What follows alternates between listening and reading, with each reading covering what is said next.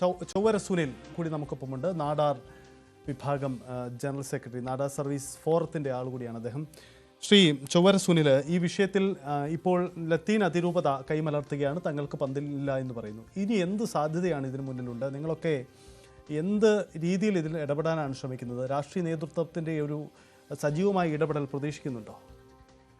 തീർച്ചയായിട്ടും ഈ ഒരു വിഷയം വളരെ നേരത്തെ തന്നെ നിരവധി പരാതികളിലൂടെ ഉന്നയിച്ചിട്ടുള്ളതാണ്.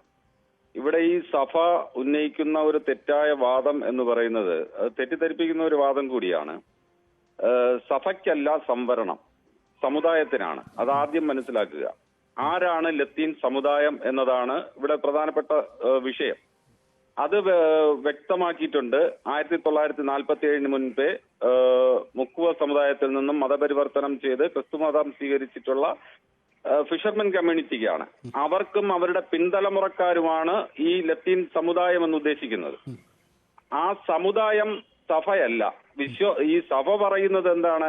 വിശ്വാസ സമൂഹത്തിന് സംവരണം നൽകണമെന്നുള്ളതാണ് സഭ ബാധിക്കുന്നത്. വിശ്വാസ സമൂഹത്തിനോ പള്ളിക്കോ സംവരണമില്ല. നമ്മുടെ ഭരണഘടനയിൽ അങ്ങനെ സംവരണം അനുവദിച്ചിട്ടില്ല. അതിന്റെ മാനദണ്ഡമെങ്കിലും ഇവർ മനസ്സിലാക്കണ്ടേ?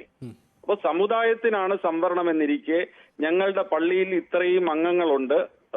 ഇപ്പോ തന്നെ നമുക്കറിയാം, ഈ കമ്മീഷനിൽ, പിന്നാക്ക കമ്മീഷനിൽ ഈ വിഷയം എനിക്ക് തോന്നുന്നു ഒരു 3-4 വർഷം മുന്നേ തന്നെ ഉന്നയിക്കപ്പെട്ടിരുന്നു.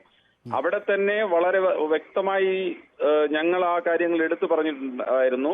ഇപ്പോ വെട്ടുകാട് പള്ളി ഇവരുടെ നേതൃത്വത്തിലുള്ള പള്ളിയാണല്ലോ. അവിടെ എല്ലാ വർഷവും നിരവധിയായിട്ടുള്ള വിശ്വാസികൾ വരുന്നുണ്ട്. അത് കേരളത്തിന് പുറത്തുനിന്നും വരുന്നുണ്ട്.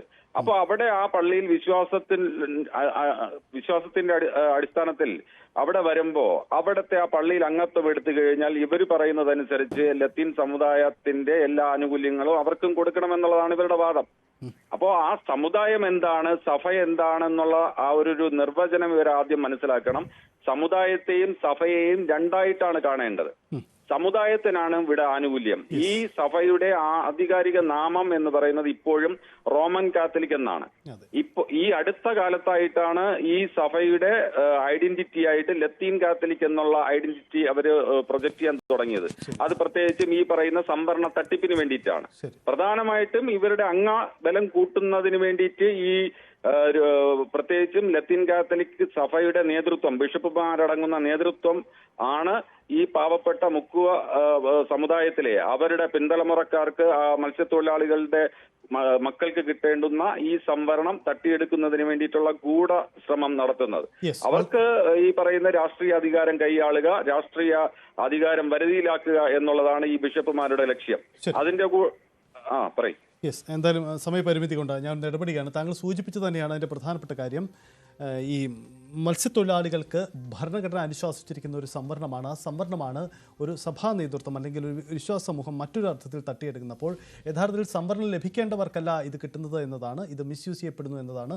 അതുതന്നെയാണ് ഞങ്ങൾ ചൂണ്ടിക്കാട്ടുന്നത്. അത് ഏതെങ്കിലും ഒരു സഭയ്ക്കെതിരായ വാർത്തയായി വ്യാഖ്യാനിക്കപ്പെടരുത്. അങ്ങനെ തെറ്റിദ്ധരിക്കപ്പെടാൻ ചില ബോധപൂർവമായ ശ്രമങ്ങൾ കൂടി ചില ഇടങ്ങളിൽ നിന്നുണ്ടാകുന്നു എന്നതുകൊണ്ടുകൂടിയാണ് ഈ ഓർമ്മപ്പെടുത്തൽ.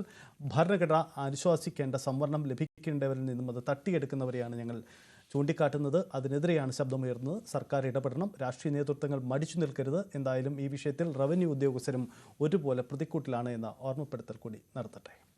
ഇടവേളയാണ്, മടങ്ങി വരാം.